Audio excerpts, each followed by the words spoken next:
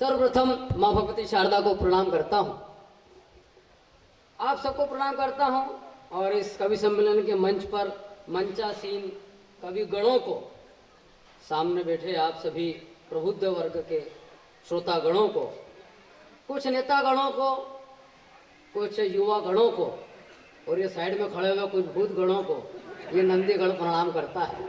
आप सबको प्रणाम करता हूँ साहब। हाँ, और क्या नंदी गढ़ी तो कह सकते हैं। आप सबके बीच में इंदौर की धरती से मैं वामन अवतार आपको सामने प्रकट हुआ हूँ और चाहता हूँ एक बार तालियों का घनत्व तो जरा मुझे आकाश को छूता हुआ दिखाई दे। आपको सबको प्रणाम करता हूँ। वाकई साहब आपने बहुत बढ़िया कवि सम्मेलन जमाया। काबरा साहब, आनंद आ गया साहब, बहुत बढ़िया व्यवस्था आपने जमाई है। टेंट वेंट वाकई में पालूर साहब ने भी कहा कि नहीं, वाकई में अच्छी व्यवस्था है। मैं ब्राह्मण आदमी हूँ भाभी जी, मैं थोड़ा सा खरा कहता हूँ।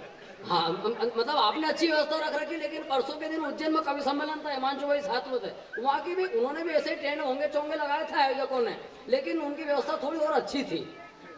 हाँ, मतलब मैं बावन उन्हें खरा कहता हूँ, मैंने बोल दिया वहाँ के नहीं। मतलब आप चिंता मत करो काबरा साहब, वहाँ को ऐसा कोई बड़ा खास काम नहीं था। आप आनंद उठाना और मजे लेना। वहाँ की स्थिति कैसी थी, वहाँ भी क्या पब्लिक खूब थी, पीछे तक लोग थे, तो वहाँ के लोगों ने टेंट भोंगे चोंगे तो ये तो सब लगाए आयोजकों ने, लेकिन उन्होंने क्या करा कि पीछे पीछे की जो दूर पब्लिक बैठी थी, उन पीछे पीछे बैठे हुए 150 श्रोताओं को दूरबीन दे दी हाथ में, ताकि मेरे जैसा 33 का कोई कवि खड़ा हो तो पीछे से देख सके।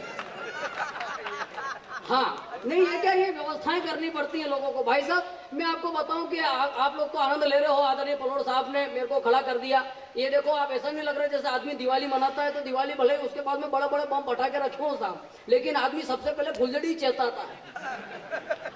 अगर आपको लग रहा हो कि पलोड़ साहब भी ऐसी दिवाली मना रहे हो तो एक बार जोरदार तालियां इनके लिए उठाओ, क्योंकि इनने भी सबसे पहले फुलझड़ी चेता ही है। तो मैं आपको बताऊं सर कि आप सब बड़े आनंद के साथ कार्यक्रमों के बाद साहब हम लोग ग्वालियर कवि सम्मेलन में गए। हम लोग 3 कवि और साथ में एक कवित्री। जैसे वहाँ पहुंचे ग्वालियर के वही मंडल में, मतलब होटल में पहुंचे, तो आयोजकों ने स्वागत करा, आइए साहब। 3 कवि और साथ में कवित्री। जैसे पहुंचे आयोजक मंडल ने स्वागत करा, आइए सर बैठे। हम लोग होटल में बैठे, भाई साहब बैठे और बात शुरू करी। विनोद भी हमको बात शुरू करे को 5 मिनट भी नहीं हुए कि वो जो मैडम हमारे साथ में थी, उन्होंने वो आयोजक मंडल में से एक आदमी को जोरदार चाटा खींच के मार दिया।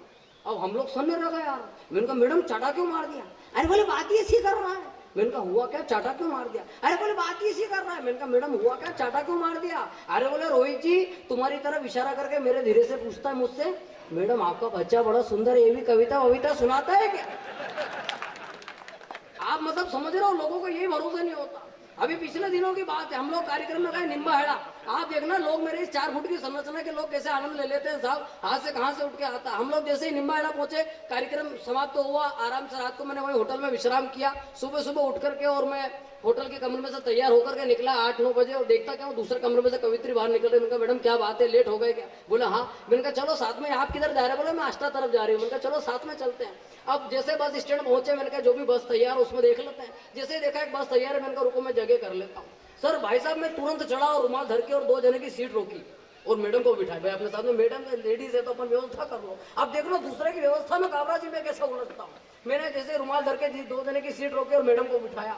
अब मेरा तो चेचीज आप देख रहे हो, मैं 25 किलो को भी नहीं हूँ, मेरा वजन 25 किलो भी नहीं है, और वो मैडम मेरे से 5 गुना ज्यादा 1.5 कुंटल की। अब वो ऐसी हो रही है और मैडम को बिठाया। अब भाभी जी मैंने तो 2 जने की सीट रोकी थी, पर मैडम 2 जने की 1.5 जने की जगह कवर करके और फंसर के बैठ गई। अब वो बैठी और जरा सी बाबूजी जरा सी आधे बिल्लास की जगह बची, आधे फीट की, उसमें मैं एडजस्ट हो गया। जैसे तैसे फंसा और बस चली। बस थोड़ी दूर आगे बड़ी होगी कि वो कंडक्टर आके और कवित्री से क्या बोले, मैडम छोरे को गोद में लो। बढ़िया बढ़िया बढ़िया रोहित। अब मैं तो कुछ नहीं बोला यार सर, पर मैडम का दिमाग खराब हो गया। उनने उस कंडक्टर को कॉलर पकड़ के तान दिया। अब वो कबूतर जैसा फड़फड़ा है। मैंने छुड़वाया बाबूजी, और मैंने मैडम छोड़ो छोड़ो। मैंने तो गेले लोग हैं। मैंने सोचा इसको समझा, मैडम को कौन समझा? आदमी अपनी लुगाई को नहीं समझा पाते तो दूसरे की। ताली वो बजा रहे हिमांशु भैया जो बेचारे भुगते भोगी है। ताली इस बात पे बजाओ आप। तो ये मैं आपको नहीं, तो मैंने उसको समझा, बात खत्म नहीं हुई, आनंद आप लो। मैंने उसको समझा, मैंने कहा गेलिया काई किया, बंद करवानी है क्या? बढ़िया बढ़िया बढ़िया। तो आदमी कहीं भी उलझ जाता है सर, और उलझन में कॉन्फिडेंस आदमी कुछ भी कर जाता है और आदमी उसमें उलझता है। मैं आपको बताऊं साहब, एक बार मैं कैसे घटना में घटा, बड़ी स्थिति विचित्रता हो जाती है। हम लोग अभी एक प्रोग्राम में गए, मतलब अभी ये देखो, आप मैडम पढ़ रही थी और वो बच्चा आ गया गुब्बारा फेंक रहा, वो हिमांशु भैया कह रहे तो बार बार गुब्बारा फेंक रहा है यार, ये हिट कर रहा है कि हुट कर रहा है मैडम को। मैंने कहा नहीं, ये बच्चे इनको कुछ कर भी नहीं सकते। अभी हम लोग एक गए कार्यक्रम में उदयपुर, वहाँ माता जी का मतलब नवरात्रि का कार्यक्रम था, बड़ा भव्य मंच लगा हुआ, कवि सम्मेलन का पास में माँ की मूर्ति लगी हुई। तो हिमांशु भैया और हमने पलोड़ सर ने हमने सोचा कि चलो माँ के दर्शन कर ले। भाई साहब हम लोग वहाँ काबरा जी दर्शन करने गए माँ के, तो वो देखता क्या हुआ, एक भाभी जी अपने बच्चों को दर्शन करा रही, वो बच्चा कुछ बोल रहा होगा तो वो भाभी जी ने उसको चुप कराना चालू करा, बोले चुप हो जाओ चुप हो जाओ। और वो फिर वापिस बोले चुप हो जाओ। तो मुझे बड़ा अटपटा लगा, और मैंने कहा भाभी जी बच्चे को बोलना, तो बच्चे बोलते इससे उनका विकास होता है, बोलना तो। अरे बोले भैया विकास गया भाड़ में, ये तो यूं बोल रहा है कि मम्मी मम्मी, वो माता जी के नीचे जो राक्षस पड़ा है ना, वो पापा जैसा दिख रहा है। बढ़िया कहाँ तक विचित्रताएं हैं, मतलब आप हर जगह हास्य की और आनंद की बातें फैली पड़ी हुई है साहब, जगह जगह। मैं तो अभी सर एक बार मैं कैसा उलझा वो आप सुनना और कविता की यात्रा करना और आनंद लेना, मंच का आशीर्वाद मिले कि आदमी उलझता कहाँ है। मैं एक बार कैसा उलझा कि एक दिन मैं बस स्टॉप पे खड़ा बस का इंतजार कर रहा था, एक दिन मैं बस स्टॉप पे खड़ा बस का इंतजार कर रहा था, ये यूं कहूँ कि आधे घंटे से टाइम पास ही कर रहा था। तभी मैंने देखा कि एक सुंदर लड़की सड़क पे कुछ ढूंढ रही है जो कोई भी हो पर अपने मन को भा रही है। तुरंत मैंने सोचा रोहित अच्छा है मौका, और एक कागज पे आई लव यू लिख करके फेंका। वो आई और उठा के ले गई, तो मैंने सोचा रोहित लड़की पड़ गई। दूसरे दिन में जब उसी लड़की को देखा तो अब की बार तो पूरा लव लेटर ही बना के फेंका, वो इस बार भी उठा के ले गई, तो दिल के अरमान जाग गए। मैंने सोचा रोहित अपने भी अच्छे दिन आ गए। तीसरे दिन भी जब यही घटना घटी तो अब तो लगा कंफर्म लड़की पटी। तभी पास की दुकान वाले ने मुझको बुलाया और बोला कह रहे तू पागल है कि तेरा दिमाग भेराया। मैंने बोला क्यों यार, प्रेम पत्र फेंक रहा हूँ, देख नहीं रहा लड़की बता रहा हूँ, कितना अच्छा रिस्पॉन्स देती है, जो भी कागज फेंकता उठा लेती है, मैंने कितनी बड़ी सफलता पाली है। तो वो बोला नालायक सफलता वफलता छोड़, वो तो कचरा उठाने वाली है। वाह वाह वाह, ताले बराबर उठाओ आप लोग, लगे कि हाँ जाकर तो बढ़िया। मतलब आदमी मतलब बड़ा उलझन में हो जाता, ज्यादा पसीना का पसीना छूट जाता। अभी पिछले दिनों की बात है, कहीं भी आदमी उलझने का प्रयास करता नहीं हो, कहीं भी उलझ जाता है। अभी पिछले दिनों की बात है, मैं ट्रेन में सफर कर रहा हूँ और एक आदमी साथ बिल्कुल वो सीट पाने के चक्कर में उसके साथ झगड़ा हो गया। अब मैं तो बिल्कुल वजन देख रहा हूँ आप मेरा, लेकिन वो मुझसे बहुत ज्यादा मजबूत, बिल्कुल पलोड़ साहब जैसा होगा। उसने पलोड़ सर बैठा, ये वीर रस की भी पंक्तियां पढ़ते हैं। अच्छा वीर रस का कवि जो होता है सर, वो पंक्तियां तो पढ़ता है, ऐसा लगता है उसको सपने में भी महाराणा प्रताप आते होंगे। आज तो 26 जनवरी आ ही जाते हैं कभी कभी डील में। मेरे पास तो साथ में सर ऐसे विचित्र सपने आते हैं, आप आनंद लेना। अभी 8 दिन पहले की बात, सपने भी विचित्र हास्य रस के कवि के। रात को सोए हुआ 8 दिन पहले लुगाई के साथ में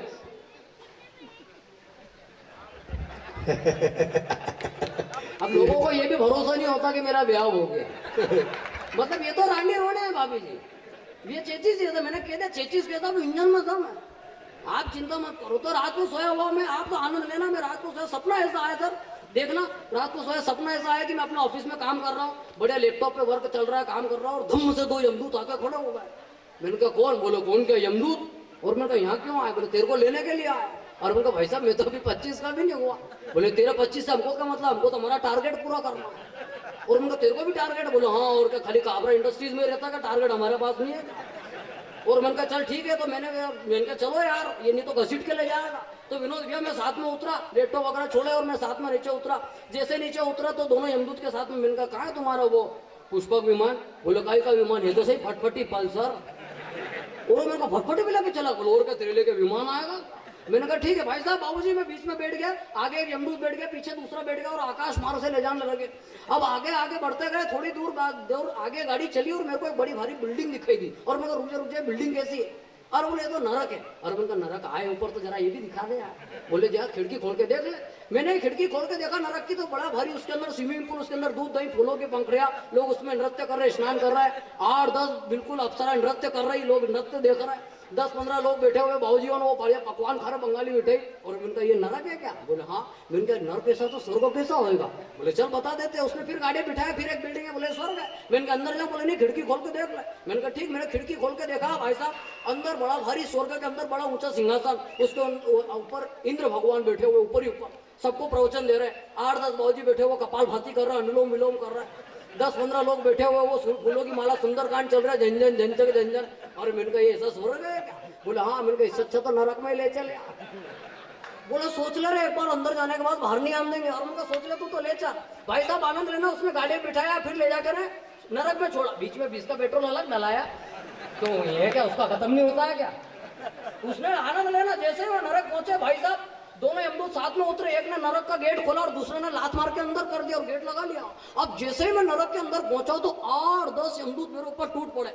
एक जानवर बोले कि इसकी गर्दन काट लो, दूसरा बोले कि इसको कड़े में तल लो, तीसरा बोले कि इसकी आंतड़ियां निकाल लो। तो मैंने सबको रोका, मैंने कहा रुको रुको ये क्या हो रहा है? बोले यही तो हमारा काम है। अरे मैंने कहा ये काम हो स्विमिंग पूल वगैरह अप्सरा वगैरह वो सब क्या था?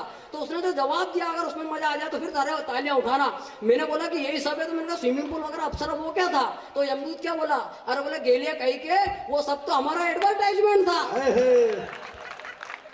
आप समझ रहे हो? ये आनंद की बात होती है साहब। लेकिन कावरा साहब, हम आनंद की बात करते हैं, मस्ती की बात करते हैं, हम संस्कारों की बात करते हैं, हम संस्कृति की बात करते हैं, हम विदेश की बात करते हैं, हम देश की बात करते हैं, हम समाज की बात करते हैं, मगर हम हमारे घर में बैठे अपने सगे भाई से बात नहीं करते। इससे बड़ी विडंबना की बात हो क्या हो सकती? साहब एक व्यक्ति लोगों के बीच रहता है जो धन कमाता है, एक सामान्य आदमी जो धन कमाता है, यश कमाता है, कीर्ति कमाता है, मान सम्मान वैभव कमाता है, धंधा करता है, और किसी दिन अपनी सफलता का जश्न मनाने के लिए मिठाई का डब्बा घर लेकर के जाता है, तो सीधे घर जाकर के ऊपर वाले कमरे में बैठी हुई अपनी बीवी को चुपचाप ले जाके मिठाई खिलाता है, और नीचे बैठे हुए बूढ़े माँ बाप सुबह की ठंडी रोटियां खा रहे होते हैं। तो इससे बड़ी लज्जा और शर्म की बात क्या है? क्या बात है, वाह। Subscribe now and press the bell icon.